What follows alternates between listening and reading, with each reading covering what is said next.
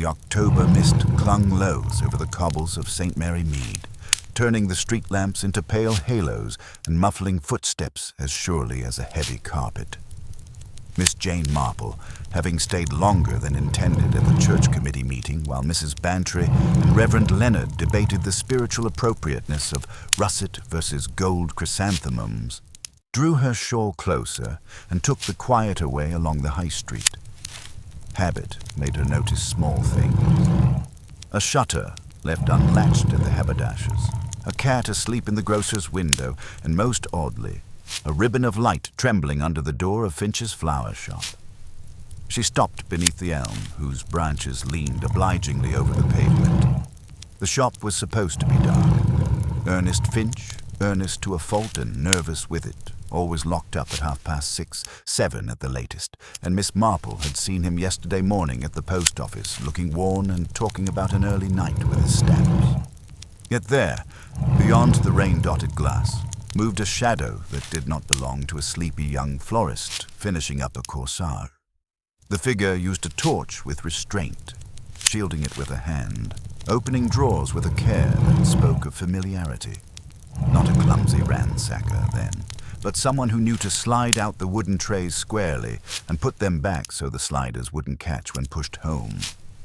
Miss Marple, who had watched human hands at work for many decades, knew the difference between practiced and panicked. These hands knew where to look. She heard the whisper of paper and saw briefly the slope of a shoulder and the line of a coat collar turned up against damp. A page was eased from a ledger, examined, folded once, slipped away. Everything else was put back neat as a new pin. Even the counter bell was coaxed into its place without a betraying ring. Then the door opened on oiled hinges, and the visitor slid out, a tall person in a dark coat, face lost under the brim of a hat, something thin and stiff held flat against their chest. They turned toward the green and were gone into the fog as if the street itself had swallowed them. Miss Marple remained under the elm, counting slowly to 60, then another 60, feeling the damp creep into her shoes. She did not go to the door or peer inside. The time for that would come in the bright common light of morning when people tell small lies and think them invisible. By 10 the next morning, the sun had burned a clean square over the green and the village had resumed its cheerful noises. Miss Marple took her basket and her innocent errand for wool and came by the high street just as Ernest turned around his closed sign. He had that pinched look about the eyes that bespoke a night of poor sleep, and his usually smooth hair stood up where fingers had been dragged through it. "My dear boy," she said, moving to the buckets where chrysanthemums stood like small suns. "What beauties! Mrs. Bantry will be torn between jealousy and delight." Ernest flushed, pleased and ill at ease in the same instant. "They are good heads this year. A local grower, very dependable. Such reliability is admirable," Miss Marple murmured, noting how his hands, competent with stems, trembled when she mentioned reliability. Her eyes drifted without seeming to toward the big order book on the counter. It lay open at an angle, the way things lie when they have been placed with self-conscious care. Page numbers jumped from 143 to 145. The tiniest smudge of dark on the edge where a page might have been torn, close to the binding, caught the light. "It was late last night, wasn't it?" she said as if in passing. "Mrs. Pringle told me she saw a lamp here when she came back from her sister's." He almost dropped his shears. "Oh, an urgent order. Hospital, you know. Private ward. Night-blooming jasmine. Rather unusual, but one tries to oblige." Miss Marple thought of Ernest's suppliers, none of whom could conjure tropical exotics in October, and let her eyes drift. A small terracotta pot sat askew on the shelf where he always kept them stacked flush. On the floor behind the counter glinted a scattering that wasn't dust. The delicate coins and papery seeds of honesty plants, the kind that stick to autumn skirts and sleeves when one has brushed through an untidy garden. "You must be very tired," she said, letting sympathy soften her voice. "Do go easy. Weddings are such demanding affairs." He brightened at the familiar topic and then dimmed again. Yes, the Weatherby wedding has me quite occupied. The Colonel has very particular taste. Tea at the Bantry's was poured at 4 with military promptness. Mrs. Bantry's sitting room smelled of beeswax and orange peel, and Miss Marple let the talk drift to flower shows until she mentioned that late light at the Florist's. "My dear, I saw more than a light," Mrs. Bantry declared. "I was at my window, and along came the smartest motor car, sleek as a seal, black as sin. Not a hospital car, unless hospitals have taken to chromium and leather. Out stepped a gentleman, tall, neat as a pin. Not a village man. He went inside quick as you please, and Ernest came out 5 minutes later, white as paper with a parcel under his arm, all in brown paper. The gentleman took it, put it in the boot as if it were precious, and off they went with hardly a whisper." Miss Marple saw the scene laid upon the one she had witnessed, one transparent to the other, the folded page, the tall figure, the bundle placed away. She thought of the neatness with which the shop was restored, and of Ernest Finch's frightened eyes. By dusk, the village had cooled back to its familiar restraint. Miss Marple took the lane by the hedgerow, listening to the small, dry rush of birds settling. Footsteps came quickly behind her, and she turned to find Dr. Haydock's kind, harried face, that expression he reserved for telling bad news without alarming his listener unduly. "Miss Marple," he said, lowering his voice, though no one else was near, "I'm afraid there's bad news. Colonel Weatherby was found in his study this morning, dead. It looks like a heart attack, but the situation is odd." She did not exclaim. "Odd? The housekeeper found him in his chair. What's peculiar is the flower in his lapel, a white carnation, freshly cut, pinned very neatly. He never wore flowers at home." Miss Marple stood very still.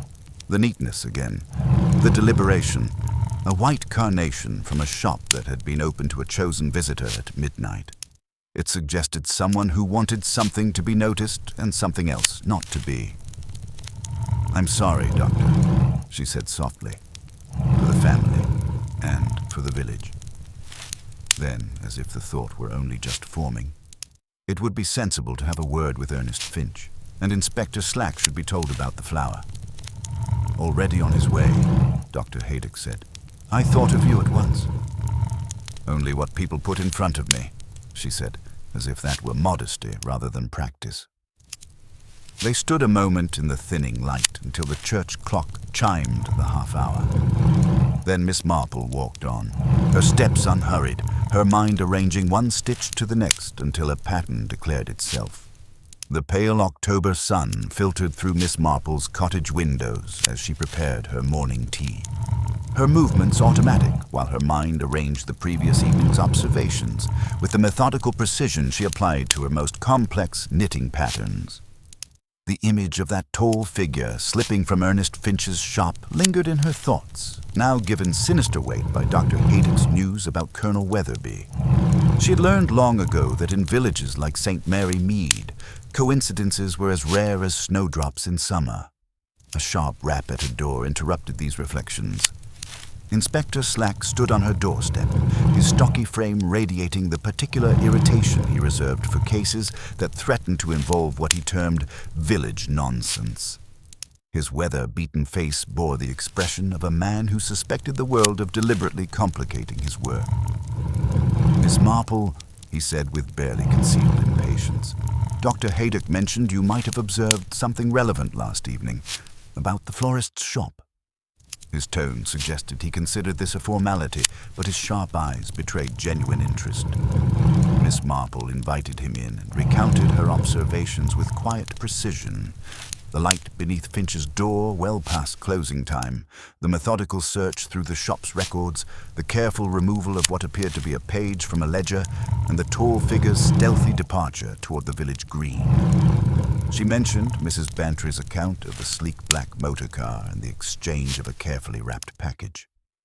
Inspector Slack's pen moved steadily across his notebook, and she noticed how his initial skepticism gradually gave way to professional attention. "You're suggesting this midnight visitor is connected to Colonel Weatherby's death?" I'm suggesting, Inspector, that the timing is rather remarkable. And there is, of course, the matter of the carnation. They walked together through the village toward Colonel Weatherby's residence, passing the usual morning bustle of St. Mary Mead. The Colonel's house stood solid and respectable behind its neat hedge, but the drawn curtains and the doctor's motor car in the drive spoke of the tragedy within. Inside, the study retained the particular stillness that follows sudden death. Colonel Weatherby sat in his leather armchair as if he had simply dozed off over his evening brandy, but the unnatural pallor of his skin and the rigidity of his posture told a different story. Most striking was the white carnation pinned to his lapel with professional precision, its petals still fresh and unmarked by time. Miss Marple examined the flower with the careful attention she might give to an unusual stitch in her needlework. The carnation had been wired and waxed with considerable skill, its stem concealed beneath a perfectly folded leaf. But there was something about the binding that caught her experienced eye. Instead of the green tape that Ernest Finch habitually used, this boutonniere was secured with black silk thread, worked in tiny, almost invisible stitches along the leaf's natural veins. "Most interesting," she murmured, noting other details that spoke of careful staging. A brandy glass sat on the side table, its contents reduced to a sticky residue that carried a faint, bitter undertone beneath the familiar warmth of good spirits. On the desk blotter, a grey smudge suggested where a pencil had been pressed hard and dragged quickly across paper. Most telling of all, a small strip of brown paper lay half hidden beneath the desk, its edge cut with the clean precision of a sharp blade. "Dr. Haydock," Inspector Slack called to the physician who was completing his examination, "what's your assessment?" "Heart failure, certainly," the doctor replied, his voice grave. "The Colonel's arteries were in poor condition, but the circumstances trouble me, Inspector. Everything is too neat, too carefully arranged. Natural death rarely presents itself with such theatrical precision." Inspector Slack's expression darkened as he absorbed this information.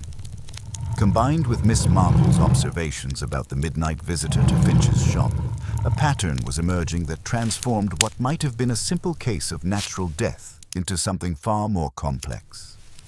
They returned to the flower shop to find Ernest Finch arranging autumn branches with hands that trembled despite his obvious efforts at composure.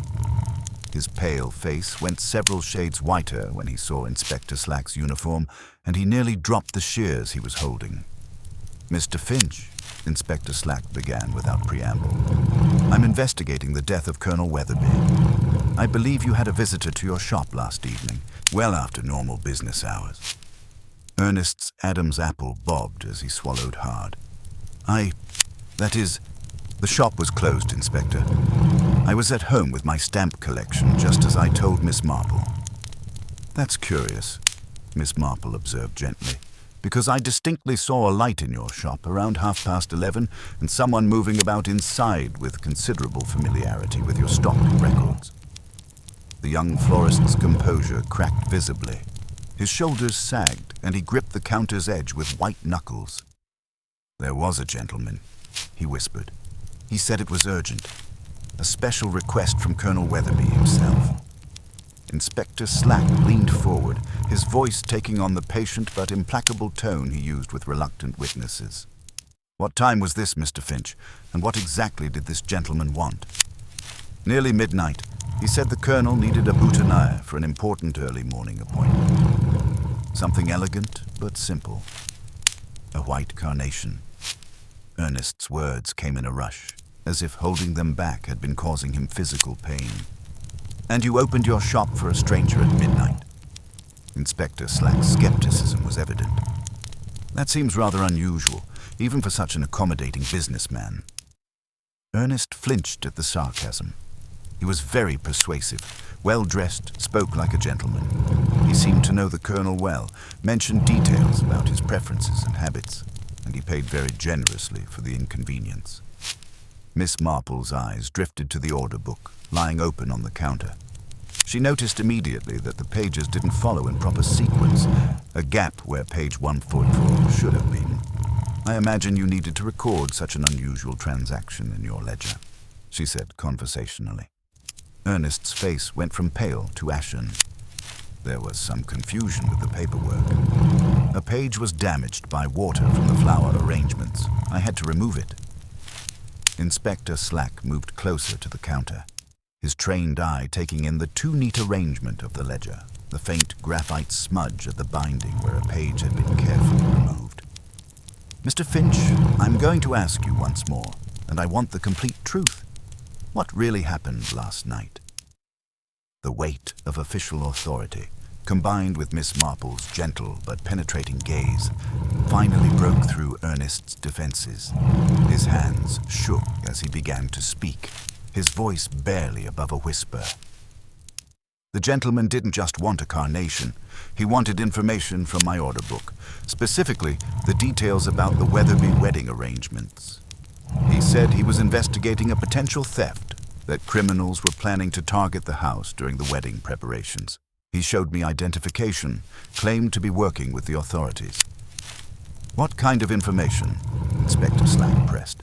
The delivery schedule, who would be at the house and when, the times for the rehearsal, the ceremony preparations. He said they needed to know the pattern of comings and goings to prevent a robbery.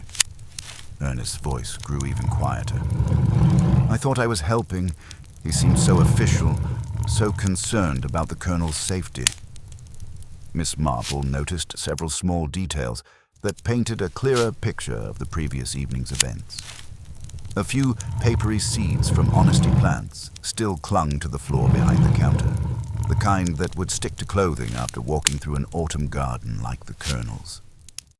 A spool of black silk thread sat among supplies that should have contained only the green binding tape Ernest habitually used. Most significantly, the careful way everything had been replaced suggested someone with considerable experience in covering their tracks. This gentleman, Inspector Slack continued. Did he give you his name? Ashford. Mr. Ashford. He had a fine motor car, very modern. He waited outside while I prepared the carnation and gathered the information he requested. And the package Mrs. Bantry saw you give him? Ernest looked confused for a moment, then understanding dawned. He brought that with him, asked me to hold it while he examined my records, then took it away again. I never looked inside, but it felt like it contained Florist's supplies, wire, perhaps some wax. Nothing unusual. As Inspector Slack continued his questioning, Miss Marple's mind was already weaving together the threads of evidence. The midnight visitor who called himself Ashford had come prepared with both a cover story and the materials needed to create a professional-looking boutonniere. He had extracted crucial information about the Colonel's schedule and habits, then left behind a calling card in the form of the white carnation, perhaps as a signature, or perhaps as misdirection. The careful staging at the Colonel's house, the bitter undertone in the brandy, the too neat arrangement of the scene, all suggested someone with considerable planning and skill. This was not a crime of passion or opportunity, but something far more calculated and dangerous. Mr. Finch, Miss Marple said softly, I think you should tell Inspector Slack everything you remember about this Mr. Ashford. Even the smallest details might prove important. And Inspector, she added, turning to Slack, I believe we're dealing with someone far more sophisticated than a simple village criminal. The precision of this operation suggests experience with such matters. Inspector Slack nodded grimly, his earlier irritation replaced by the focused attention he brought to serious cases. The death of Colonel Weatherby was beginning to reveal itself as something far more complex than a natural passing. The quiet village of St. Mary Mead was about to discover that its peaceful surface concealed currents of deception and danger that ran much deeper than anyone had suspected. The morning light fell thin and pale through the study windows of Colonel Weatherby's house, casting everything in the sort of gray clarity that makes secrets visible.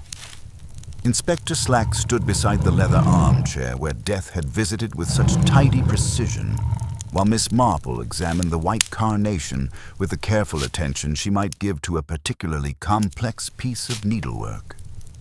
There was something about the flower's construction that spoke of hands more skilled than those of a village florist, something in the way the black silk thread wound through the leaf with the invisible perfection of a professional's touch. Dr. Haydock returned from his examination of the brandy glass with the grave expression he wore when delivering unwelcome news.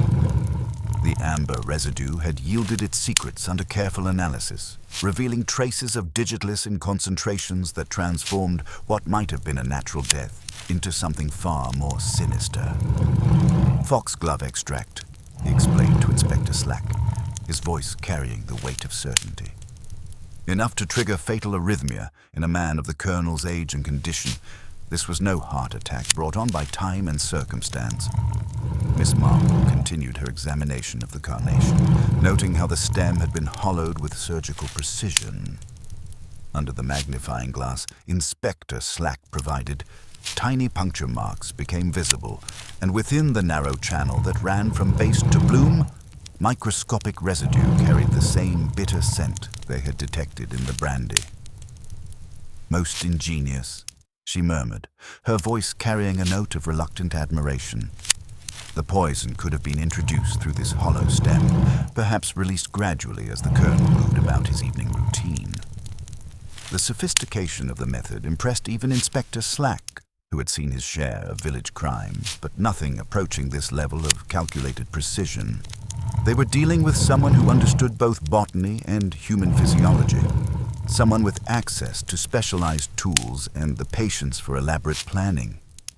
Their investigation led them back to Ernest Finch, who had spent a sleepless night wrestling with his conscience and now appeared ready to reveal the full extent of his unwitting cooperation.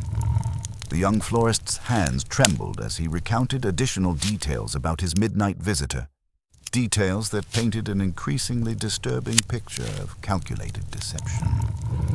He knew exactly what he wanted, Ernest said, his voice barely above a whisper.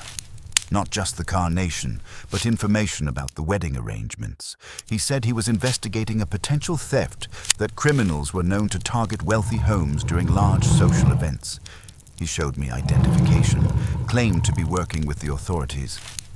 The young man's face crumpled with the weight of his realization. I copied out the entire wedding schedule for him, delivery times, when the family would be at the church rehearsal, when the household would be most distracted. I thought I was helping prevent a crime. Inspector Slack's pen moved steadily across his notebook as Ernest described the mysterious Mr. Ashford in greater detail. Tall and well-dressed, with pale eyes behind thin spectacles and a voice that carried the authority of education and breeding.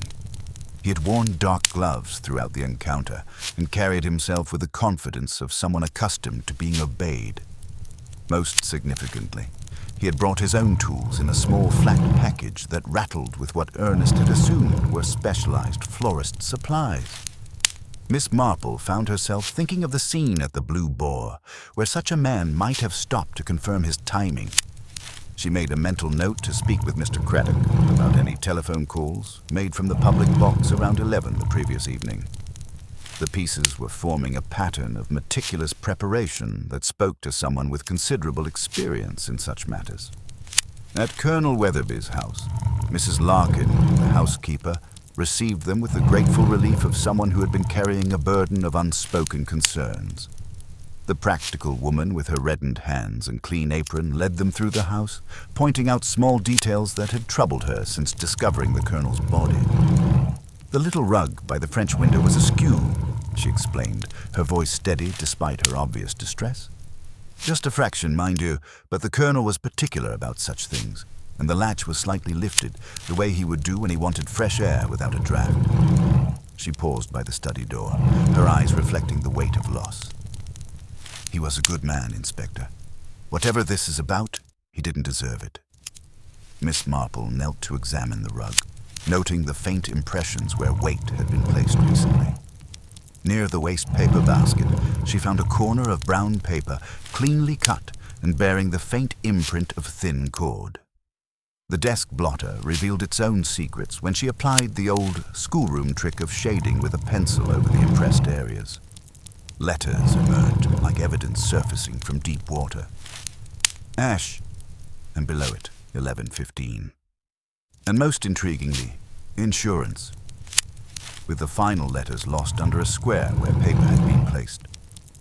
Insurance, Miss Marple repeated thoughtfully, and Mrs. Larkin's expression grew troubled. He had a visitor last week, an agent from the city, very persistent. The colonel sent him away, said he had enough insurance for all the kings of England. But the man kept pressing, talking about updating policies and protecting the family's interests. She paused, searching her memory. Ashley, I think his name was, or Ash something. The colonel was quite firm about not wanting to discuss such matters. The name hung in the air like smoke, connecting the insurance agent to the mysterious Mr. Ashford who had visited Ernest Finch. Miss Marple felt the familiar stirring of recognition that came when seemingly separate threads began to weave themselves into a recognizable pattern. Their investigation took on new urgency when they examined the colonel's private papers, kept in a locked drawer of his desk. Among the documents were letters from a London law firm regarding his late brother's estate, including references to disputed claims and questionable transactions involving a valuable collection of rare manuscripts. The colonel had been corresponding with experts who believed the manuscripts were still in private hands, having never actually been sold to settle debts as the family had been told. The manuscripts were worth a considerable sum, Mrs. Larkin explained. The colonel's brother was quite the scholar, collected first editions and historical documents. The family was told they had to be sold to pay debts, but the colonel had begun to suspect that might not have been true. Dr. Haydock, who had been listening with growing understanding, added another crucial piece to the puzzle. The colonel mentioned at the club last month that he was investigating his brother's affairs. He seemed to think someone had taken advantage of his brother's illness, possibly forging documents or misrepresenting the estate's financial position. Miss Marple examined the unfinished letter on the colonel's desk, noting how the handwriting became increasingly erratic in the final lines.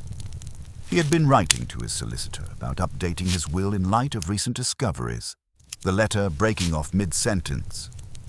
I've learned that my late brother's affairs were not as straightforward as I believed, and certain parties may have been. The sentence ended in an illegible scrawl, as if the pen had been dropped suddenly. The timing was significant. The colonel had been preparing to expose what appeared to be a sophisticated fraud when death had silenced him permanently. As the afternoon shadows lengthened, Inspector Slack found himself facing a case far more complex than any simple village crime. The murder of Colonel Weatherby was connected to a fraud that stretched back months, possibly years, involving valuable manuscripts, forged documents, and a killer who had successfully maintained a facade of respectability while systematically defrauding the estate. The white carnation, with its hollow stem and deadly cargo, represented not just a murder weapon, but a calling card. Evidence of someone who possessed both the technical skill and the cold calculation necessary to eliminate anyone who threatened to expose their crimes. The question now was whether they could unravel the deception before the killer realized how much they had discovered, and whether other lives might be at risk from someone who had already proven willing to kill to protect their secrets. Miss Marple stood in the study's fading light, her mind working through the implications of what they had learned. The man who called himself Ashford had woven a web of deception that encompassed insurance fraud, estate, manipulation, and ultimately murder. He had used his knowledge of the colonel's habits and the wedding preparations to orchestrate a crime of remarkable sophistication, leaving behind just enough evidence to suggest natural death, while ensuring that any deeper investigation would reveal the careful planning of a professional killer. The investigation was entering a new and dangerous phase, one that would require all of Miss Marple's intuitive understanding of human nature and Inspector Slack's methodical police work to prevent further tragedy in the seemingly peaceful village of St. Mary Mead. The morning air carried the crisp promise of autumn as Miss Marple made her way through the village, her mind organizing the previous evening's revelations with the methodical precision she applied to her most intricate knitting patterns. The discovery of digitalis within the hollow carnation stem had transformed Colonel Weatherby's death from a tragic but natural passing into something far more sinister, and she found herself drawn to the blue boar with the purposeful stride of someone following a particularly elusive thread. The public house stood at the heart of St. Mary Mead's social fabric, its Tudor beams and diamond-paned windows having witnessed decades of quiet conversations that often proved more valuable than formal testimony. Mr. Craddock, the landlord, greeted her with the respectful warmth reserved for village fixtures, his round face immediately creasing with concern when she mentioned the tragedy at Colonel Weatherby's house. "A terrible business indeed," he said, polishing a glass with unnecessary vigor. The colonel was a gentleman of the old school, always had a kind word and never short with his accounts. His expression grew thoughtful as Miss Marple gently steered the conversation toward the previous evening's events. "Now that you mention it, there was something rather odd last night. A gentleman used the telephone box outside, spoke very quietly, but I happened to be checking the locks and couldn't help overhearing fragments." Miss Marple's interest sharpened like a blade finding its edge. "About what time would this have been, Mr. Craddock?" "11:15 precisely," he replied with the certainty of a man who prided himself on keeping accurate time. He seemed quite particular about schedules being maintained and mentioned something about packages being delivered. Professional sort of conversation, not like someone calling home to his wife. Gave his name as A. Ashby in the book, paid for the call without waiting to be asked. Wore gloves in October, which struck me as fussy, but perhaps his hands were cold. The timing aligned perfectly with Ernest Finch's account, and the careful nature of the telephone call suggested someone confirming arrangements or reporting completion of a task. Miss Marple noted how the name had shifted again. Ashford to the florist, Ashley to the housekeeper, Ashby to the landlord. A pattern of deception that spoke to careful planning and considerable experience in misdirection. From the Blue Boar, she made her way to the post office, where Mrs. Dane presided over the community's correspondence with zealous efficiency. The post mistress had observed the black motor car as well, noting its London registration and the way it had paused near the church before continuing toward the colonel's house. "Very quiet engine," Mrs. Dane observed, her sharp eyes bright with interest. The driver seemed to know exactly where he was going, no hesitation at the turning by the green. There was something about the way he carried himself, confident but watchful, like someone who was used to being noticed but didn't want to be remembered. Miss Marple's final stop was Bailey's garage, where young Mr. Bailey emerged from under the bonnet of a Morris and touched his cap with an oil-blackened hand. His memory for vehicles was legendary, inherited along with the business from his methodical father. "Black Alvis, smooth as a cat," he confirmed when she inquired about late-night visitors. "Came in a bit after 11. Gentleman driver asked the way to Weatherby House and to the lane that runs behind it to the vicarage. Said he was avoiding the main road because of ruts, but I got the impression he knew where he was going and wanted to see if I knew it too. Had a little case on the passenger seat, flat and tidy. Made that small rattle like wire and metal bits when he moved it." The toolkit, Miss Marple thought, remembering the black silk thread that didn't belong in Ernest's shop and the professional precision of the carnation's construction. This was no impulsive crime, but something planned with meticulous attention to detail. When she rejoined Inspector Slack at the colonel's house, she found him examining a collection of documents that painted an increasingly disturbing picture of systematic fraud. Hidden behind a false panel in the study's bookshelf, he had discovered correspondence that revealed the full scope of the conspiracy the colonel had been investigating. "The manuscripts were never sold," Inspector Slack explained grimly, spreading the papers across the colonel's desk. "According to these letters from handwriting experts and legal specialists, the certificates of sale were forgeries. The collection was quietly transferred to private collectors through a network of dealers, with the family convinced the manuscripts had been legitimately disposed of to pay debts." Miss Marple examined the documents with growing understanding. The colonel's late brother had been systematically defrauded during his final illness, with trusted individuals exploiting his weakened condition to steal valuable assets worth thousands of pounds. The profits had disappeared into accounts controlled by people who had gained the dying man's trust, leaving the family to discover only after his death that they had been robbed. Dr. Haydock arrived with additional, disturbing news. His further examination of the colonel's body had revealed evidence of the killer's sophisticated medical knowledge. The digitalis was administered in precisely the right dosage to trigger cardiac arrest in a man of the colonel's age and condition, he explained. This suggests someone with detailed knowledge of both pharmacology and the victim's medical history. Their investigation took on new urgency when young Dr. Pemberton, the colonel's personal physician, arrived with information that cast the crime in an even more sinister light. 3 months ago, the colonel consulted me about dizzy spells and irregular heartbeat, he explained, his voice tight with concern. What troubles me now is that he mentioned being visited by an insurance medical examiner who wanted to update his health records. I thought it odd at the time, since he hadn't applied for new coverage. The pattern was becoming clear with chilling precision. The killer had used his position as an insurance agent to gain access to potential victims, conducting medical examinations that provided crucial information about their health conditions and vulnerabilities. He had then used this knowledge to plan murders that would appear natural, while simultaneously defrauding the victims through various insurance and estate manipulation schemes. Miss Marple found herself thinking about the insurance angle as she walked through the village in the gathering dusk. The notation, "insurance," on the colonel's blotter now seemed less about policy updates and more about protecting assets obtained through illicit means.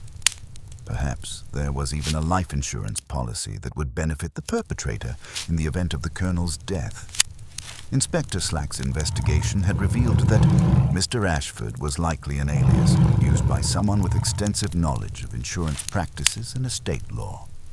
The London address provided to Ernest Finch had proved to be a mail forwarding service, and the identification shown had been skillfully forged. They were dealing with a professional criminal who had likely operated for years, targeting elderly individuals with valuable assets and complex family situations that made detection difficult. The most chilling discovery came when they found the colonel's unfinished letter to his solicitor, breaking off mid-sentence. "I have learned that my late brother's affairs were not as straightforward as I believed, and certain parties may have been." The sentence ended in an illegible scrawl, as if the pen had been dropped suddenly. The timing was significant. The colonel had been preparing to expose the fraud when death had silenced him permanently. As darkness settled over St. Mary Mead, Miss Marple stood with Inspector Slack beneath the elm tree where she had first observed the midnight visitor. The village that had seemed so peaceful and secure now felt touched by shadows that reached far beyond its quiet boundaries. They were dealing with someone who had perfected a system of serial fraud and murder, someone who had likely killed before and would kill again, if not stopped. "We need to move carefully, Inspector," Miss Marple said quietly, her voice carrying the weight of long experience with human nature's darker aspects. "This man has operated with the confidence of someone who believes himself undetectable, but his very sophistication has left traces that a careful investigation can follow. The question is whether we can identify him quickly enough to prevent him from disappearing into whatever network of false identities and safe havens he has undoubtedly prepared." Inspector Slack nodded grimly, feeling the familiar pressure of a challenging case. The murder of Colonel Weatherby had revealed connections to a world of professional crime that threatened not just their immediate community, but potentially countless other victims who remained unaware of their danger. The investigation was entering its most critical phase, requiring all of their combined skills to unravel a conspiracy that had been years in the making and had already claimed at least one life in their quiet village. The white carnation with its hollow stem and deadly cargo represented not just a murder weapon, but a calling card, evidence of someone who possessed both the technical skill and the cold calculation necessary to eliminate anyone who threatened to expose their crimes. As Miss Marple prepared to return home, her mind was already working through the next steps in their investigation, knowing that somewhere in the darkness, a killer was watching and waiting, ready to strike again if his carefully constructed world of deception began to crumble. The grey October morning brought Inspector Slack to Miss Marple's door with the grim satisfaction of a man whose worst suspicions had been confirmed. His weathered face bore the particular expression he reserved for cases that had grown beyond village boundaries, and the thick folder under his arm suggested that Colonel Weatherby's death was far from an isolated incident. "Scotland Yard has been most illuminating," he said without preamble, settling into the chair Miss Marple offered while she prepared tea with her customary precision. 3 similar cases in the past 18 months, all elderly gentlemen with valuable assets, all found dead of apparent heart failure after recent contact with insurance consultants or estate advisors. Miss Marple's hands remained steady as she poured, but her sharp eyes reflected the gravity of this revelation. All with the same methodical staging.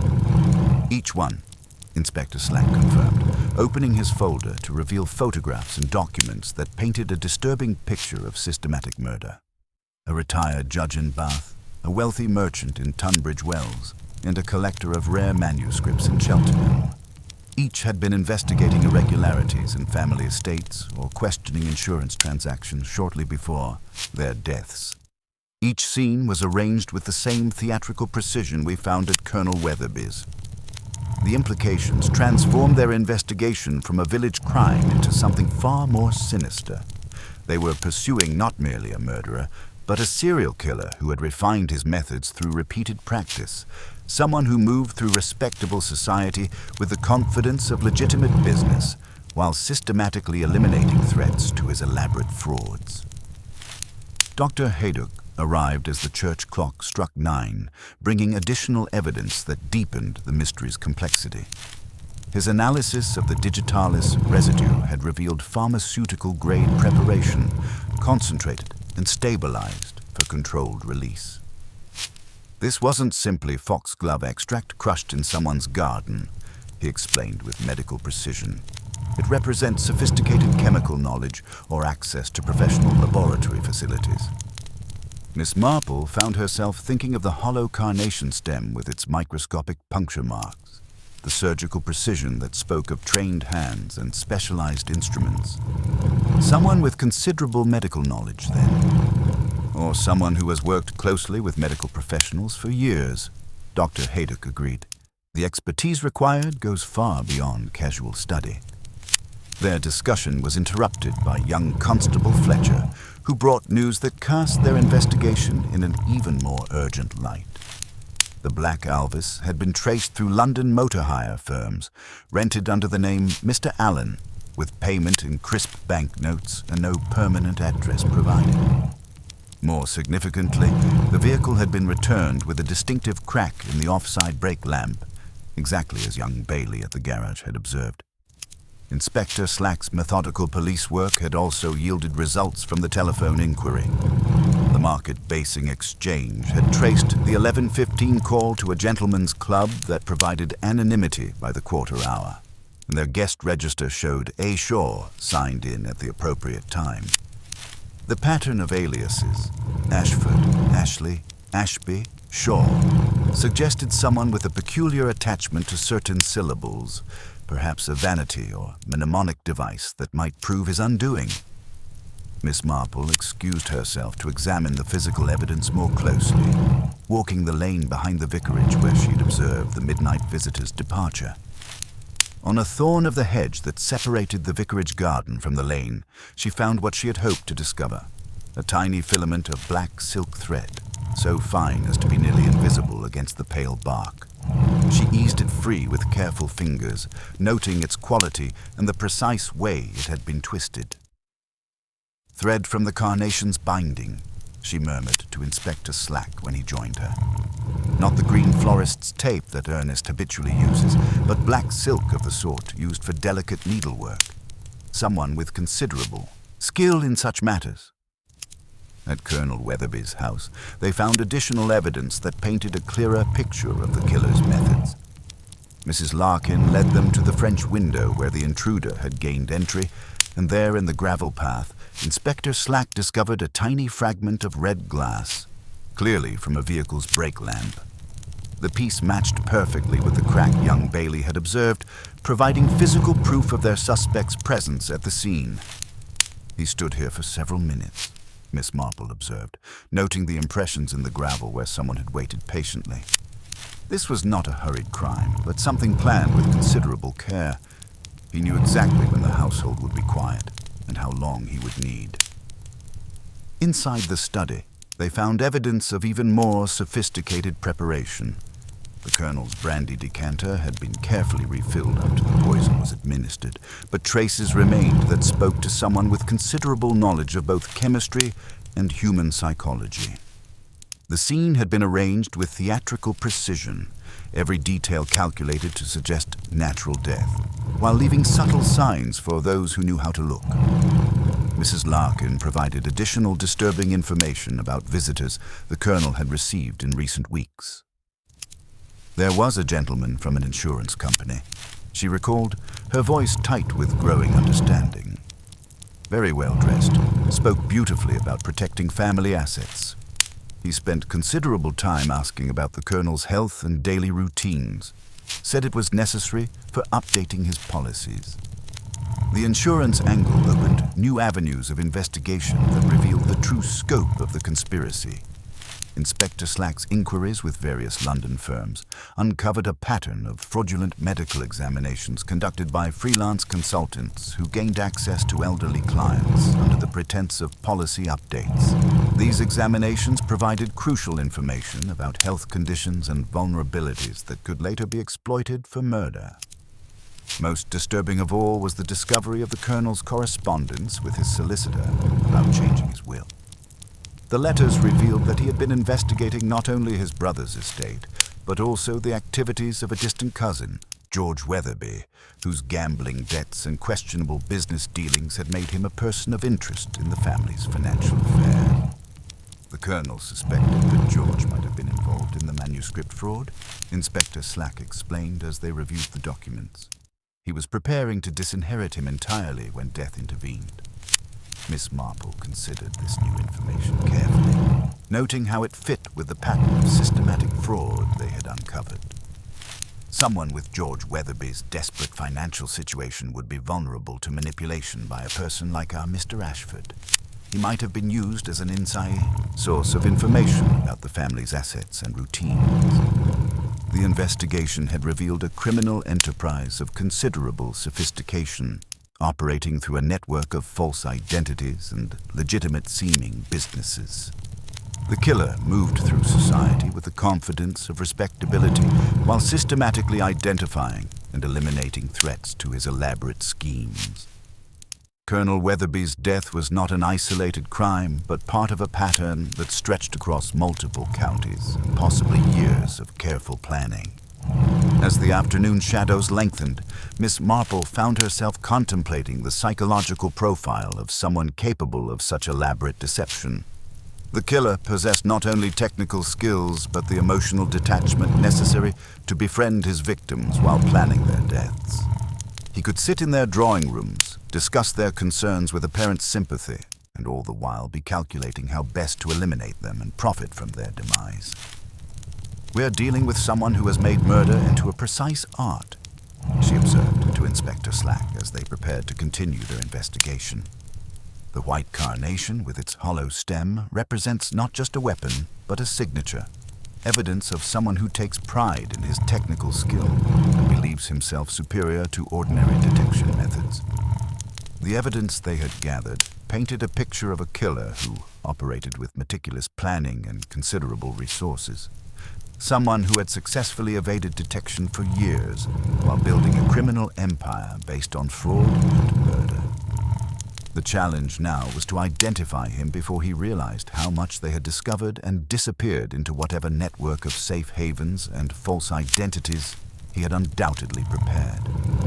Inspector Slack's coordination with Scotland Yard had revealed that similar investigations were underway in Bath, Tunbridge Wells, and Cheltenham, all following the same pattern of elderly victims, insurance fraud, and sophisticated murder methods.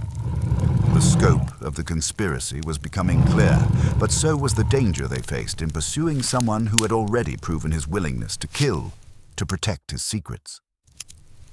As evening approached, Miss Marple walked through the village with the weight of knowledge that their quiet community had become the latest target in a deadly game played by someone who viewed human life as merely another asset to be manipulated for profit. The investigation was entering its most dangerous phase, requiring all of their combined skills to prevent further tragedy and bring a calculating killer to justice before he could claim additional victims or disappear into the shadows from which he had emerged. The morning brought a fine mist that hung indecisively over St. Mary Mead, neither rain nor clear skies, as if the very weather reflected the uncertainty that had settled over the village like a shroud. Miss Marple, who had never trusted days that could not make up their minds about their intentions, chose her errands with the careful deliberation she applied to her most complex knitting patterns.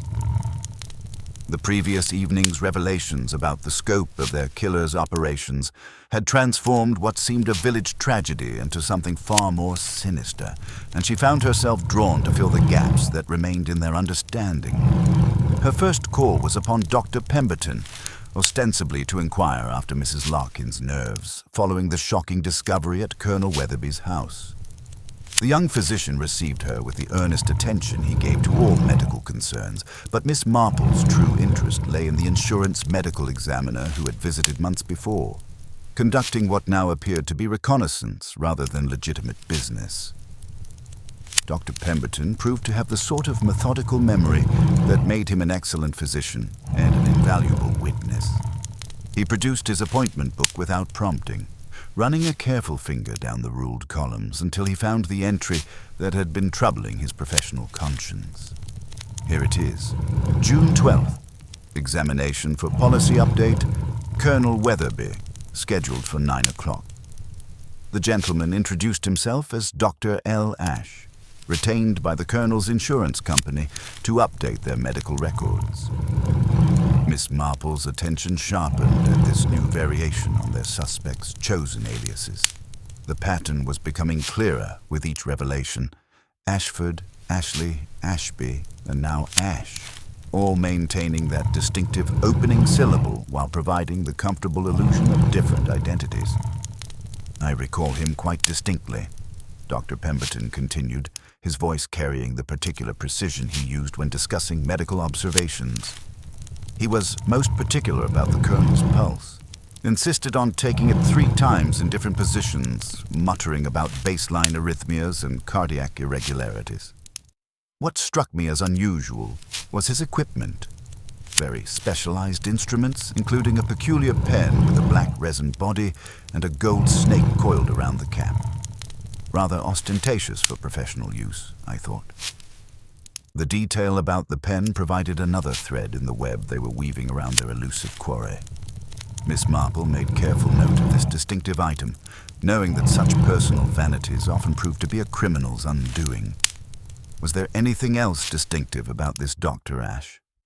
Indeed, yes. He was left-handed, wore his watch on his right wrist, and made all his notes with his left hand. Tall gentleman, pale eyes behind rimless spectacles, and he kept his gloves on throughout the examination, claiming sensitivity to medical preparations.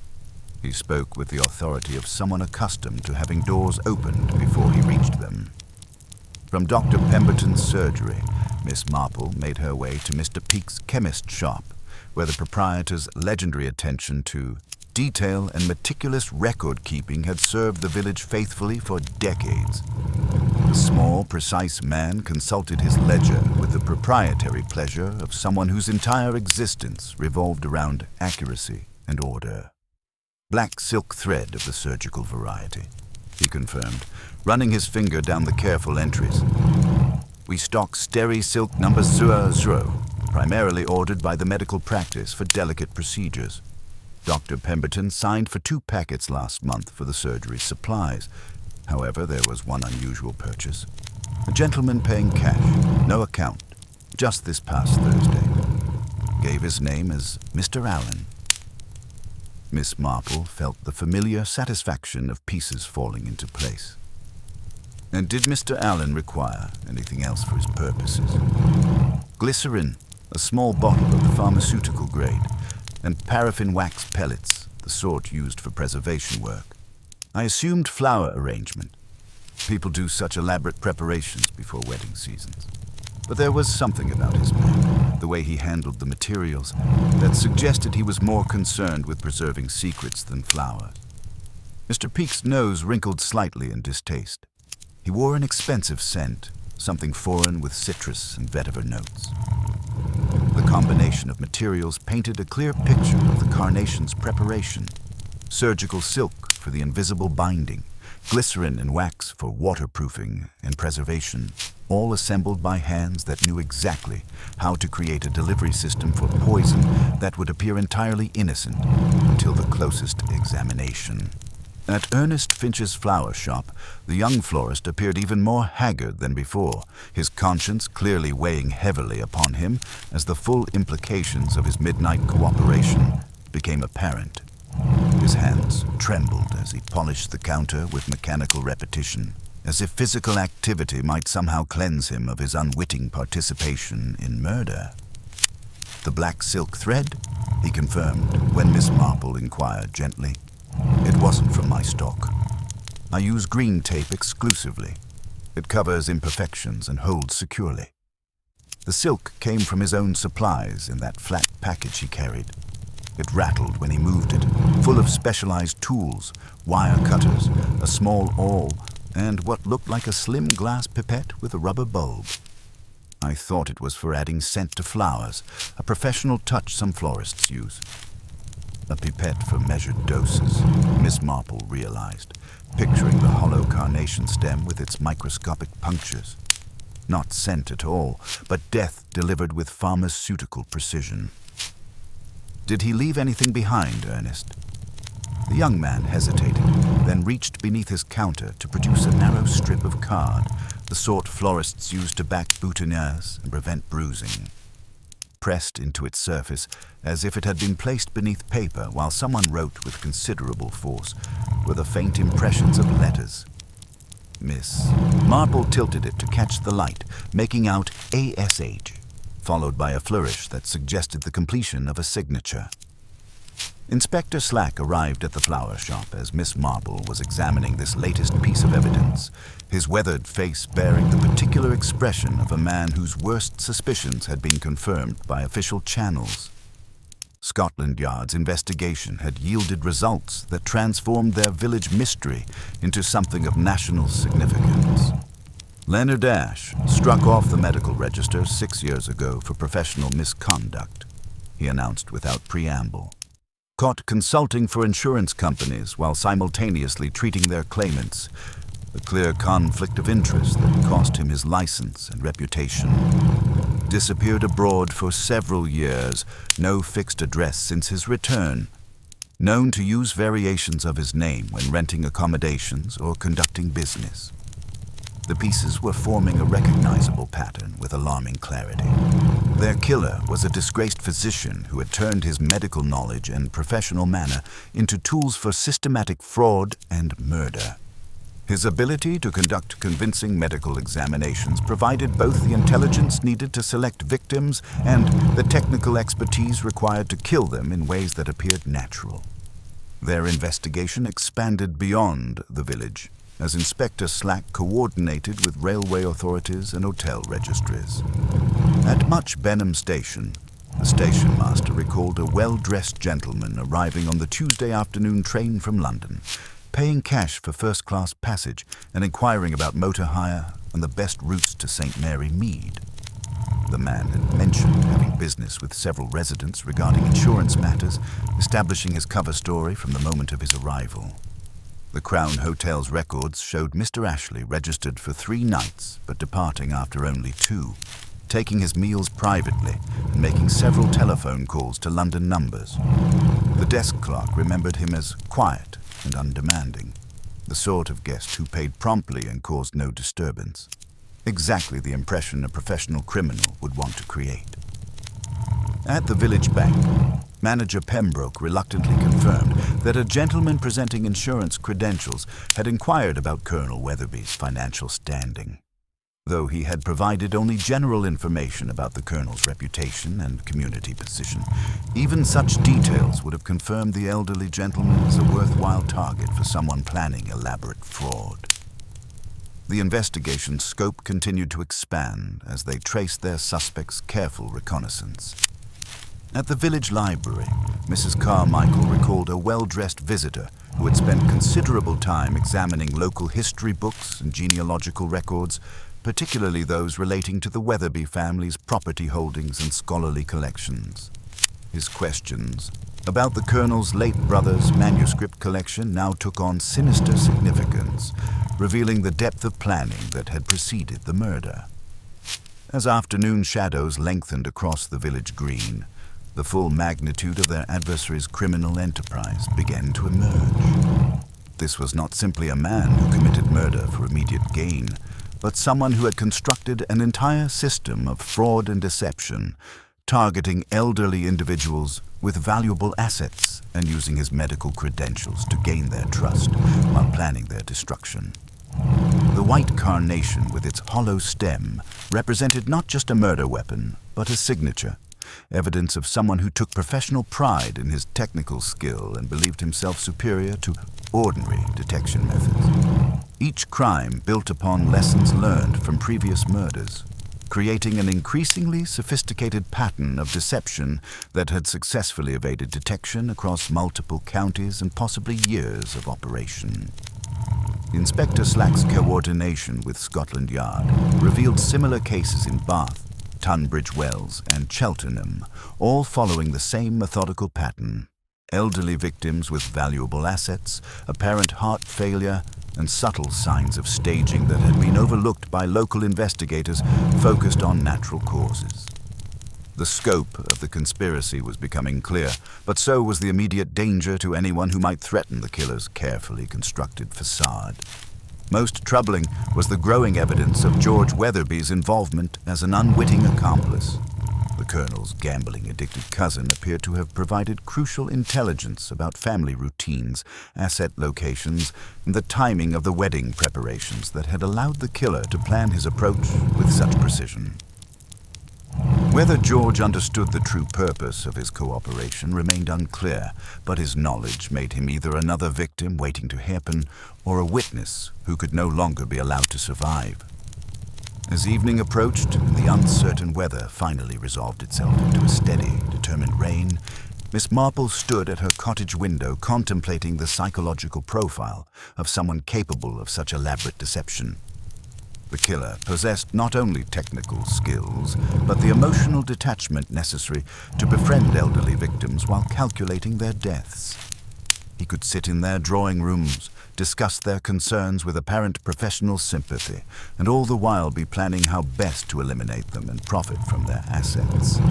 The investigation had revealed a criminal enterprise of remarkable sophistication, operating through legitimate-seeming businesses and respectable professional credentials. Their quarry moved through society with complete confidence, using his apparent respectability to gain access to victims and information, while building a network of compromised individuals who provided intelligence and cover for his activities. The challenge now was to identify and capture someone who had made serial murder into a precise art. Someone who possessed both the resources and experience to disappear into whatever network of false identities and safe havens he had undoubtedly prepared. The race was on to unmask him before he realized how much they had discovered, and before he could claim additional victims or vanish into the shadows from which he had emerged to bring death to their quiet village. The rain continued its steady rhythm against the windows, and Miss Marple found herself thinking of the colonel's unfinished letter, breaking off mid-sentence as death had interrupted his investigation into his brother's stolen legacy. Somewhere in the darkness, a killer was watching and waiting, ready to strike again if his carefully constructed world of deception began to crumble. The next phase of their investigation would require all of their combined skills and considerable courage, for they were pursuing someone who had already proven his willingness to kill to protect his secrets, and who possessed both the means and motivation to eliminate anyone who threatened his profitable enterprise of fraud and murder. The grey October morning brought Inspector Slack to Miss Marple's cottage, with the particular expression he wore when cases had grown beyond village boundaries. His weathered face carried the weight of disturbing news, and the telegram in his hand bore the official seal that transformed local mysteries into matters of national concern. Scotland Yard's coordination with provincial forces had yielded results that cast their investigation in an even more sinister light. Bath police found George Weatherby this morning, he announced without preamble, settling into the chair Miss Marple offered while she prepared tea with automatic precision. Dead in his lodgings, apparent suicide by poison, left what appears to be a confession claiming responsibility for his cousin's death, full of remorse about gambling debts and desperate measures. Miss Marple's hands remained steady as she poured, but her sharp eyes reflected immediate skepticism. How very convenient, and how very unlike the George Weatherby I observed at the post office last week, who could barely manage to post a letter without fumbling the stamps. Inspector Slack nodded grimly. My thoughts exactly.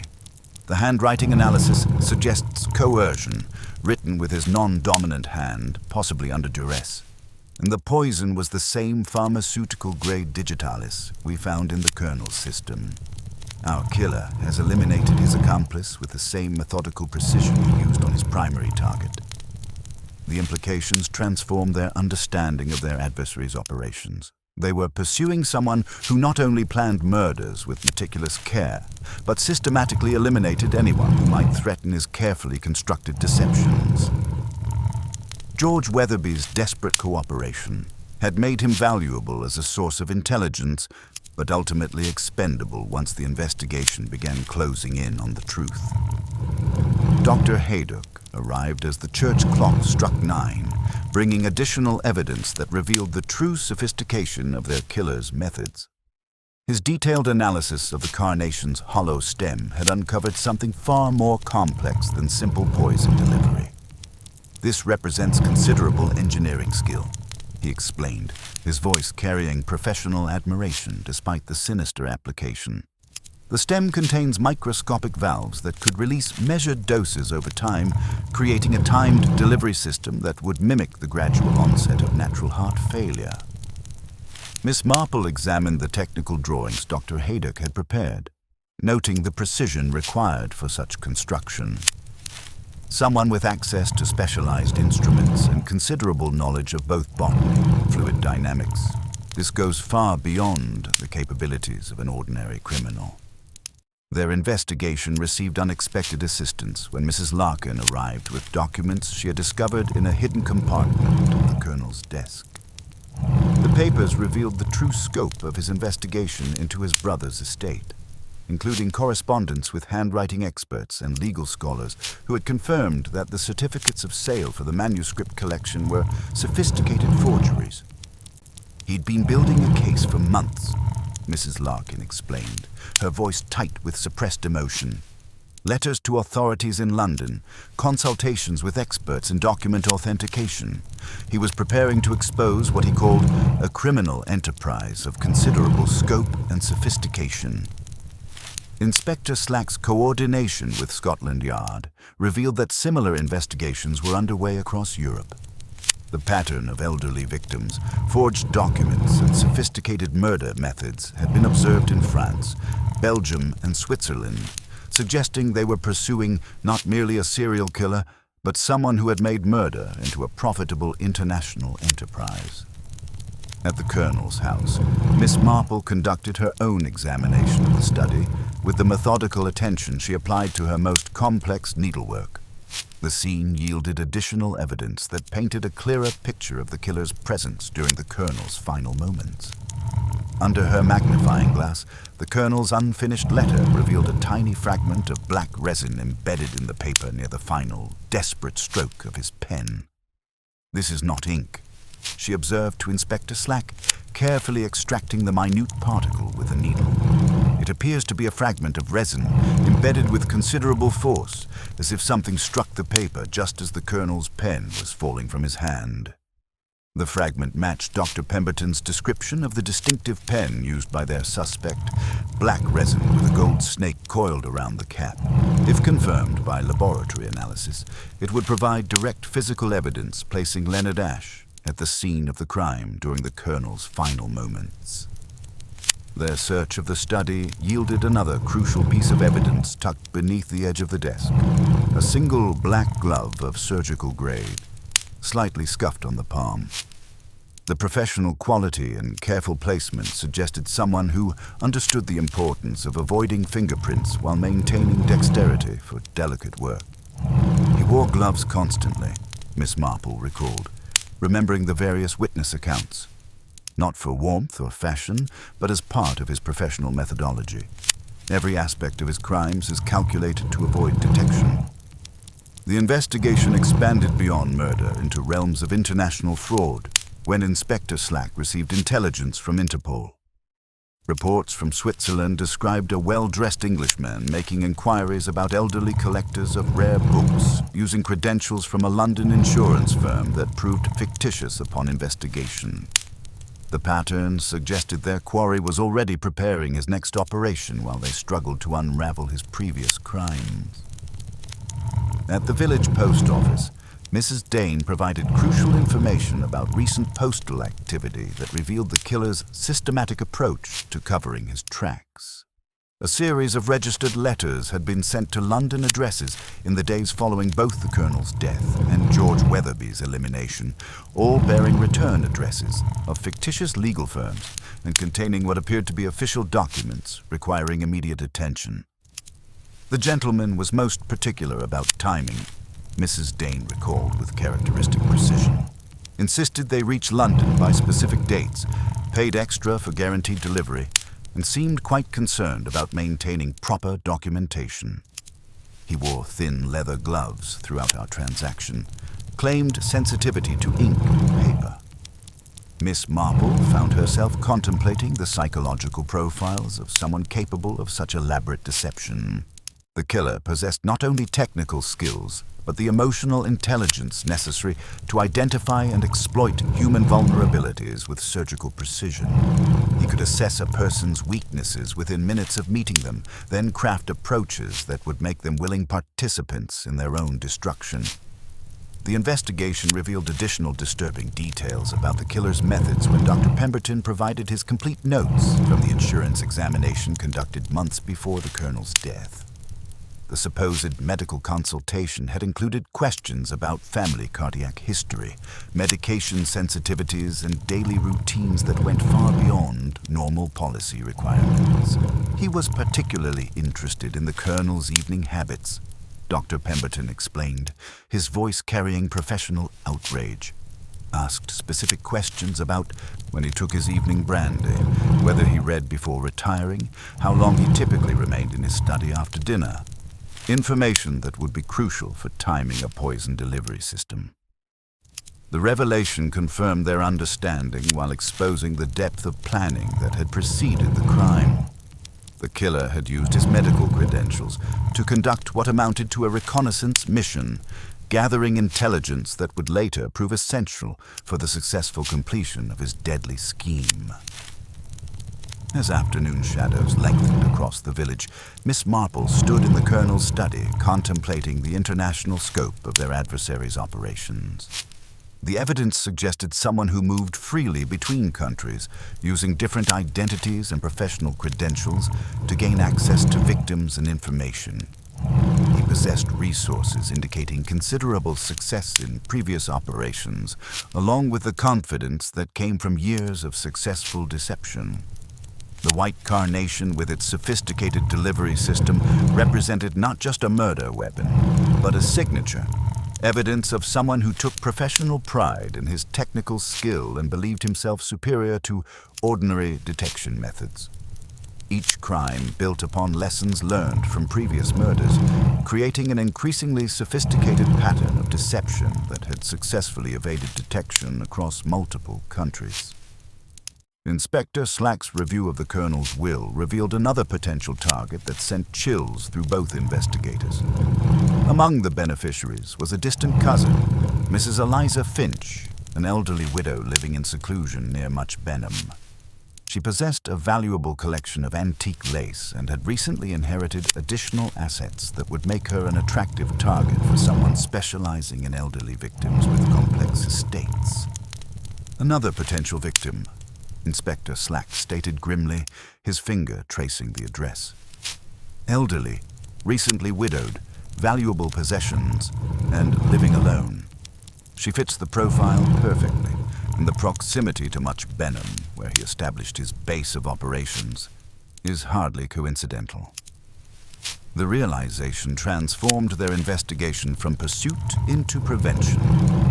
Leonard Ash was not retreating but moving methodically toward his next target, consolidating gains while eliminating threats to his carefully constructed criminal enterprise. Mrs. Eliza Finch, unaware of the danger approaching through the autumn mist, represented both their next opportunity to stop him and their greatest fear of failure. Miss Marple examined the forensic evidence once more, noting how each piece revealed the killer's peculiar combination of technical precision and psychological vanity. The distinctive pen, the expensive scent, the consistent use of aliases beginning with Ash.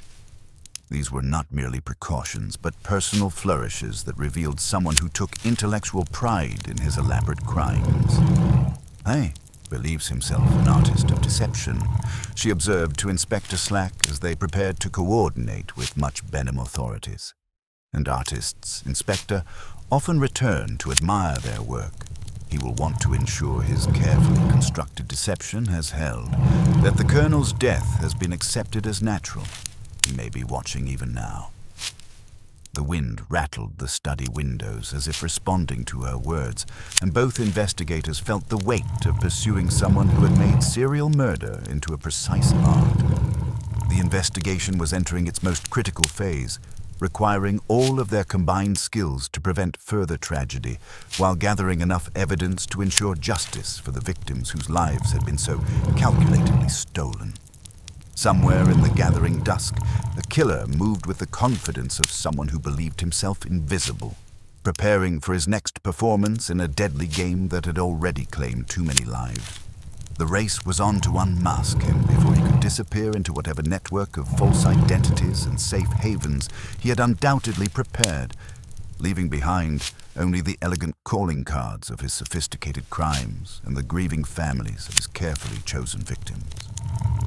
The grey October morning brought a sense of urgent purpose as Inspector Slack coordinated with Much Benham authorities, his weathered face reflecting the gravity of their situation.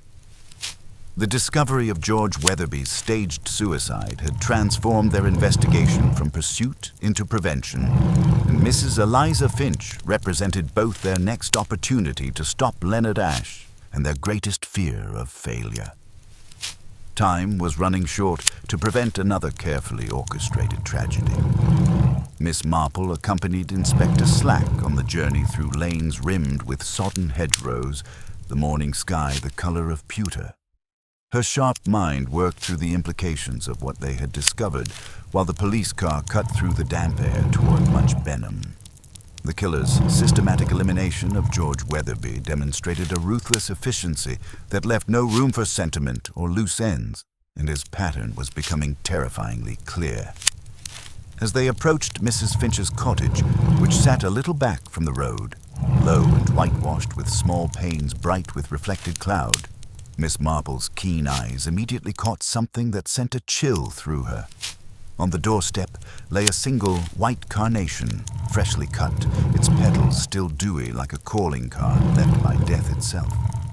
"The carnation, Inspector," she said quietly, stopping him before he could knock. "Look at the stem. It's been hollowed just as we suspected. He has been here." Mrs. Eliza Finch proved to be a slight woman with neat gray hair and eyes like faded forget-me-nots, who received her unexpected visitors with the kind, puzzled dignity of someone who had learned to bear both kindness and shock without fuss. She ushered them into her sitting room, where, Light fell tenderly on objects that had been cherished a long time. A walnut work table, a lace pillow with its neat regiment of bobbins, and cases displaying an exquisite collection of antique lace that spoke of considerable value and meticulous care. "How curious that you should mention insurance matters," she said when Inspector Slack explained their concerns in carefully diplomatic terms. "I've had the most persistent gentleman calling these past few days. Dr. Ashworth, he called himself. Very well dressed and knowledgeable about my circumstances. He was particularly interested in my health, asked detailed questions about my little heart flutter and daily routines."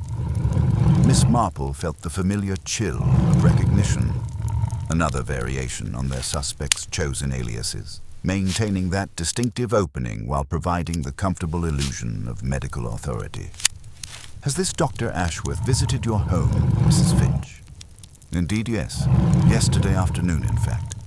He was most thorough in his examination of my husband's papers, said it was necessary for updating medical provisions in my policies." Mrs. Finch paused, her expression growing troubled. There was something about his manner that made me uncomfortable, though I couldn't quite identify what disturbed me. "He even brought me this lovely carnation as a token of goodwill." She pointed to a similar white flower in a tiny vase on a side table, and Miss Marple examined it with growing alarm. It too had the telltale hollow stem, placed in water where its deadly contents would slowly dissolve. The killer had already begun his preparation, following the same methodical pattern that had proven successful with Colonel Weatherby. "Did he leave anything else?" Miss Marple asked, her gaze sweeping the room with professional attention. "Only these spectacles. He said he saw me struggling with my reading and insisted I try his. Claimed they were excellent for detail work." Mrs. Finch indicated a pair of rimless spectacles resting on a lace doily near her knitting basket. "Rather lovely, aren't they? I found myself seeing things much more clearly when I put them on." Inspector Slack picked up the spectacles with a gloved hand, noting their delicate construction and prescription lenses. This was more than simple reconnaissance. Leonard Ashe had left a piece of himself behind, a psychological signature that spoke to his confidence and vanity. "He mentioned returning this evening," Mrs. Finch continued with growing unease.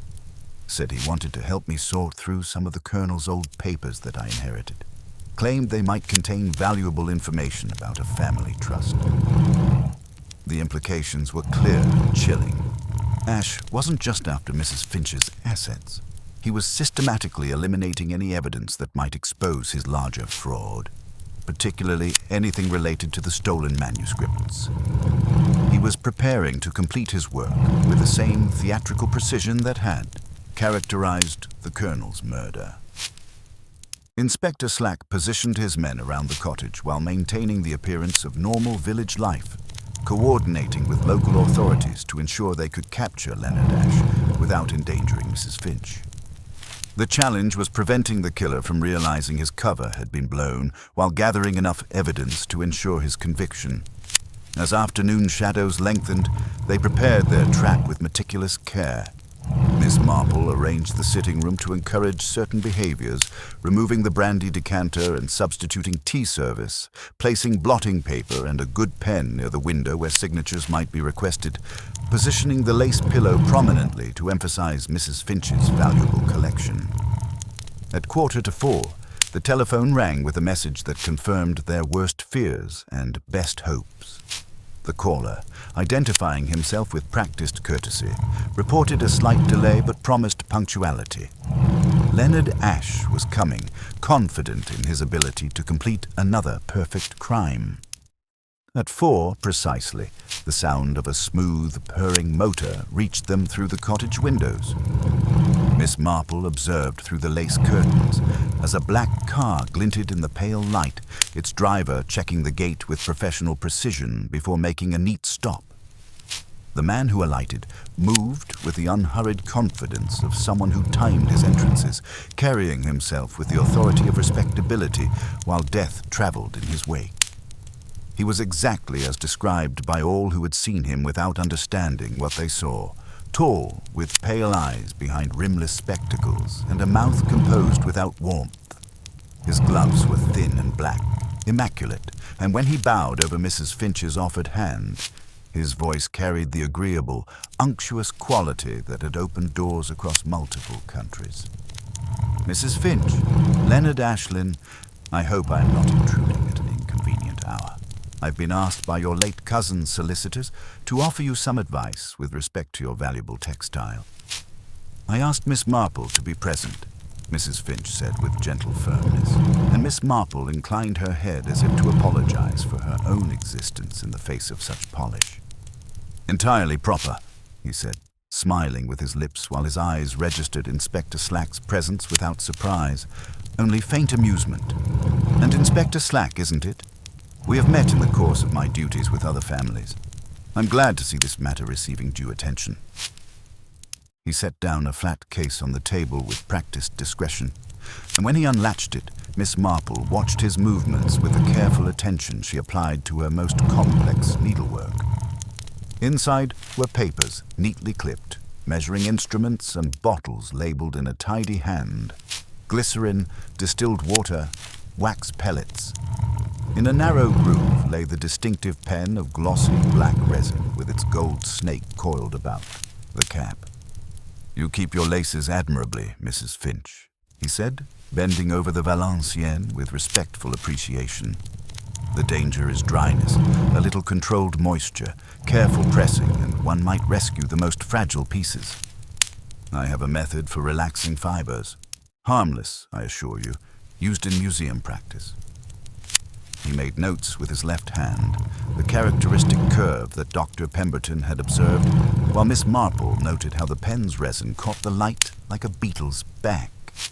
She remembered the tiny fragment lifted from the colonel's paper, the exact tone of black, the glint on the gold snake's eye. "If you would be so good as to sign this acknowledgement," he said at last, turning a document toward Mrs. Finch with practiced smoothness. "Merely that I have advised you to consider policy adjustments to reflect replacement values. One must keep up with the times." "Mrs. Finch prefers her own pen," Miss Marple said pleasantly, just as the maid brought in tea.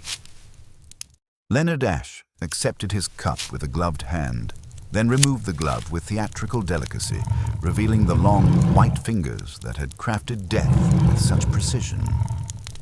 "I wonder," he said with apparent casualness, "if we might prepare a small demonstration for my documentation. A boutonniere would illustrate the social context beautifully. Quite normal in valuation work, you understand."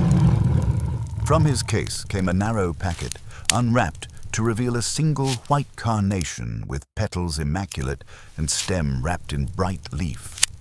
The coil of black silk thread that followed was fine as hair, and the slender awl made a sound like a bee's sting when it touched wood. Miss Marple watched with the fascination of someone observing a master craftsman, even as her heart pounded with the knowledge of what those skilled hands were creating. She saw the left hand guide the stem, the right manipulate the silk, watched for the smallest flake that might chip from the pen's distinctive cap as evidence of his presence at previous crime scenes. "You see," Leonard Ashe said pleasantly, raising the completed carnation toward Mrs. Finch like an honor paid to age and refinement, "how a simple bloom gains dignity when placed by a professional hand." His fingers approached the lapel of her plain gray dress with practiced confidence. There, a portrait of domestic England, preserved for posterity. But as the point of the awl pressed through cloth, Inspector Slack's voice cut through the afternoon quiet, with the authority of the law finally catching up to calculated evil. "Leonard Ashe, you are under arrest for the murder of Colonel Weatherby and George Weatherby, and for the attempted murder of Mrs. Eliza Finch." The killer's composure cracked for just an instant, his pale eyes reflecting the sudden understanding that his carefully constructed world of deception had finally collapsed around him. The white carnation fell from nerveless fingers, its hollow stem and deadly cargo. No longer a weapon, but evidence of crimes that would no longer go unpunished in the quiet villages where he had brought death disguised as respectability. the moment Inspector Slack's words cut through the afternoon quiet. Time seemed to crystallize around the point of the awl. Leonard Ash's pale eyes widened with the first genuine surprise he had shown, and the white carnation slipped from his fingers like a confession falling from nerveless lips. It landed soundlessly on Mrs. Finch's carpet, its hollow stem glistening where a single droplet of death trembled at the severed edge. Miss Marple moved with the swift efficiency of someone who had spent decades preventing disasters before they could unfold. She placed the teacup from the maid's tray directly into Ash's empty hands, occupying his fingers just long enough for Inspector Slack to step forward and relieve him of the distinctive pen and flat case. The killer's training in self-preservation warred visibly with his intellectual vanity, his left hand instinctively protecting the tools of his deadly trade even as his composure began its calculated retreat. "Inspector Slack," Ash said with that practiced courtesy that had opened so many doors, his voice carrying only the faintest tremor of surprise, "I believe there has been some misunderstanding. I'm here on entirely legitimate business regarding Mrs. Finch's insurance requirements." But his hands betrayed what his voice concealed. The fingers that had guided carnation stems with surgical precision now trembled slightly as they reached toward his case, and Miss Marple observed how his eyes darted toward the windows, calculating escape routes with the desperate efficiency of someone whose carefully constructed world was collapsing around him. Inspector Slack's methodical examination of the flat case revealed the full arsenal of Ash's deadly craft. The coil of black silk thread lay fine as hair beside a slender glass pipette, still bearing traces of its lethal cargo. Pellets of wax and a bottle of pharmaceutical-grade glycerin completed the kit, while in a narrow groove lay a second carnation, its stem already prepared for another victim who would never now be claimed. "The pen, Mr. Ash," Miss Marple observed gently, indicating the distinctive black resin instrument with its coiled gold snake. "You'll find it matches the fragment we recovered from Colonel Weatherby's final letter. The missing chip from the cap fits like a puzzle piece into the evidence of your presence during his last moments." For the first time, Ash's mask of professional respectability slipped entirely, his pale eyes fixed on Miss Marple with a mixture of frustration and grudging recognition, as one professional might regard another who had, annoyingly, understood the game being played. "How early did you begin to suspect?" "When you left your black silk thread upon a thorn," she replied with gentle precision. "When you altered your name but could not abandon the syllable that pleased you. We all have such vanities, Mr. Ash. They make us human, but they also make us vulnerable." The constables moved with quiet efficiency, securing Ash's wrists with handcuffs that closed with the small, precise finality of scissors meeting in the middle of a thread. He offered no resistance, merely watching the proceedings with the detached interest of someone observing a scientific experiment that had taken an unexpected turn. Mrs. Finch rose with the dignified composure that had sustained her through decades of village life, carefully removing the planted carnation from its vase with a crochet hook. "I will not have this instrument of death in my house," she said firmly. "Inspector, please take it into safekeeping along with the other evidence." As they prepared to transport their prisoner, Ash's confession began to unfold with the mechanical precision of someone reciting a well-rehearsed lecture. Sure, his voice carried the chilling detachment of a man who viewed human lives as obstacles to be removed through the most efficient means available.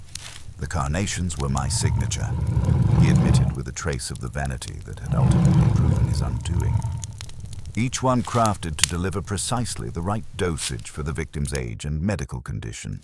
The hollow stem allowed for timed release, creating the appearance of natural heart failure while ensuring complete absorption. The scope of his criminal enterprise emerged through systematic questioning.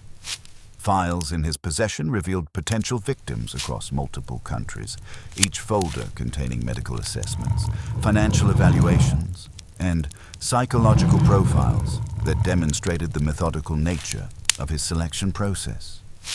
Elderly individuals with valuable assets and vulnerable circumstances had been identified through a network of contacts in insurance companies, legal firms, and medical practices. Colonel Weatherby's investigation threatened everything I'd built over years of careful work. Ash continued with clinical precision. His brother had trusted me completely when I explained how the manuscript sale would protect the family from estate taxes. The old man signed everything I placed before him, never questioning the discretion required by such valuable transactions. Dr. Haydick, who had arrived with the police reinforcements, listened with professional horror to this clinical description of murder disguised as medical treatment. "You perverted everything medical science should represent," he said grimly. "Using knowledge meant to heal as an instrument of calculated death." The killer's response revealed the twisted logic that had justified years of systematic murder. I provided a service that was ultimately merciful. These people were elderly, often suffering, frequently alone. I simply accelerated natural processes while ensuring their assets reached more deserving recipients. As the black police car disappeared down the lane, carrying Leonard Ash toward justice, Miss Marple stood with Mrs. Finch in the cottage doorway. The white carnation with its hollow stem would no longer serve as a calling card for murder, and the villages that had seemed so peaceful could begin to heal from the knowledge that death had walked among them disguised as respectability. "There will be considerable paperwork," Miss Marple observed mildly, watching the last traces of the killer's presence fade into the gathering dusk. "Statements and legal proceedings and such. But the important things, Mrs. Finch, are always quite small, like the fragment of a pen, or the thread caught on a thorn, or the simple courage to refuse a flower when something feels wrong." The elderly lace-maker nodded, her hand finding Miss Marple's for a moment of shared understanding. "Like stitches in a pattern," she agreed. "Each one small, but together they create something larger than themselves."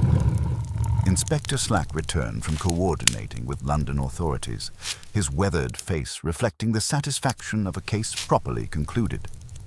The evidence would connect Ash to murders across multiple jurisdictions, ensuring that justice would finally be served for all his carefully chosen victims.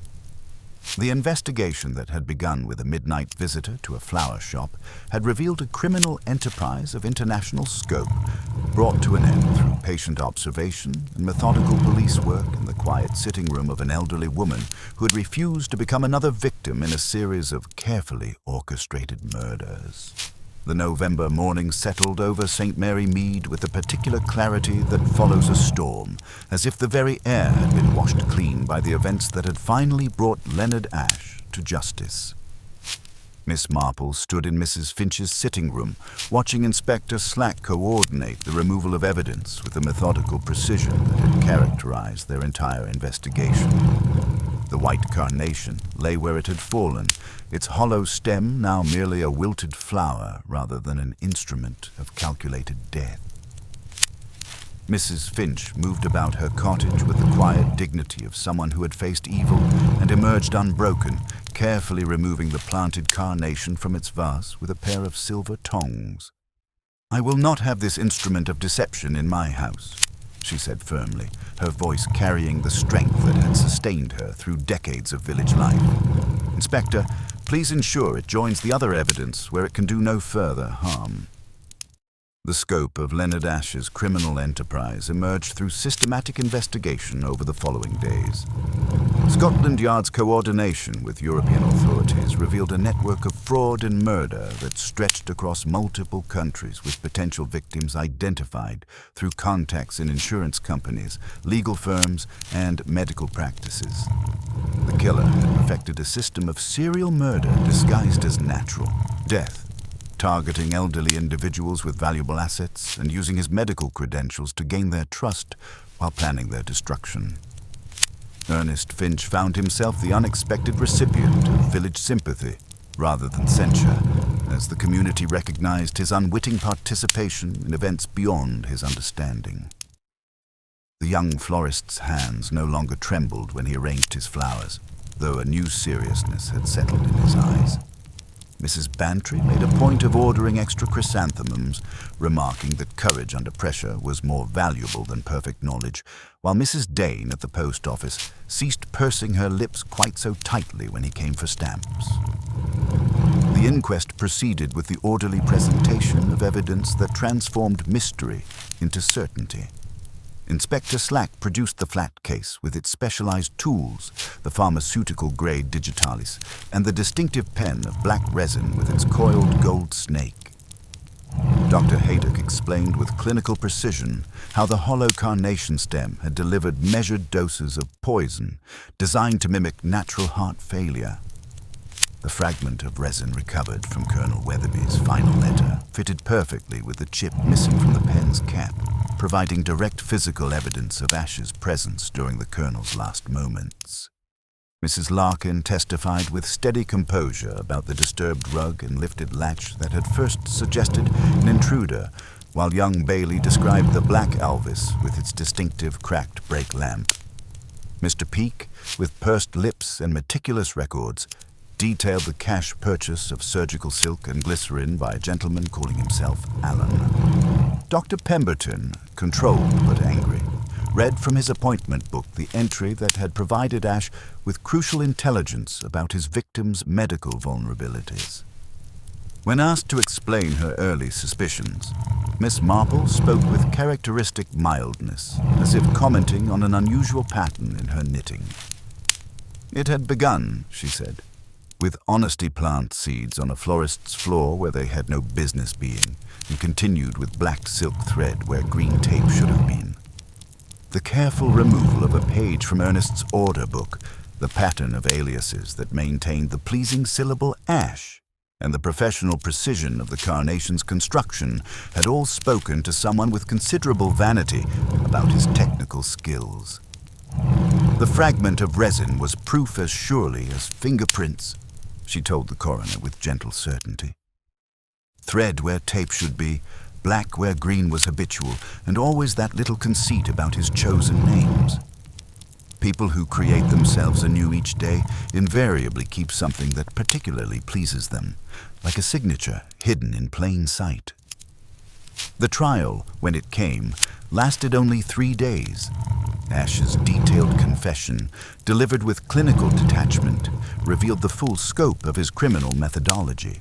He had used insurance medical examinations to identify victims, gathering intelligence about their health conditions, daily routines, and family circumstances. The stolen manuscripts from Colonel Weatherby's brother's estate were recovered from a Swiss vault, having been sold through a network of dealers who specialized in questionable transactions. George Weatherby's status was posthumously altered from accomplice to victim when handwriting analysis confirmed that his supposed suicide confession had been written under duress with his non-dominant hand. The digitalis in his system showed the same pharmaceutical precision that had characterized his cousin's murder, eliminating him as a witness who could no longer be trusted to maintain silence. Throughout the proceedings, Ash maintained the same cold superiority that had characterized his crimes, showing no remorse for his victims but displaying wounded vanity when the judge described his methods as crude and obvious. He was sentenced to death for multiple murders, with additional charges pending in other jurisdictions where his deadly artistry had claimed victims. As winter settled over St. Mary Mead, the village gradually returned to its customary rhythms, though with subtle changes that spoke to lessons learned. People were more cautious about strangers bearing flowers, more skeptical of unsolicited professional advice, more aware that evil could wear the mask of respectability and speak with the voice of authority. Miss Marple resumed her daily routines with the quiet satisfaction of someone who had helped prevent further tragedy while ensuring justice for the victims of a calculating killer. Her knitting needles moved with their customary precision, creating patterns of beauty and warmth that stood in stark contrast to the web of deception she had helped unravel. On quiet evenings, when mist rose from the village green and lamps cast pools of golden light on the cobblestones, she would sometimes pause in her needlework to reflect on the case that had brought death to their peaceful community. The investigation had demonstrated that patient observation and methodical inquiry could ultimately triumph over even the most sophisticated deception, but it had also revealed how easily evil could flourish under the protection of professional credentials and social respectability. The memory of Leonard Ashe would fade with time, but the lessons learned from his crimes would endure. In St. Mary Mead, as in villages across the world, the most important defenses against evil were often the smallest things. A fragment of resin caught on paper, a thread snagged on a thorn, and the simple courage to trust one's instincts when something felt wrong about a stranger bearing flowers in the gathering dusk. The white chrysanthemums in Miss Marple's garden continued to bloom despite the approaching winter, their innocent beauty unmarred by association with the deadly carnations that had served as instruments of murder. She would not dislike carnations because one had been made to serve evil, any more than she would dislike a knitting needle because it had once pricked a finger. They remained what they had always been, simple flowers that meant remembrance and, if one chose, respect for those who had been lost to the calculated cruelty of a man who had transformed the healing arts into instruments of death.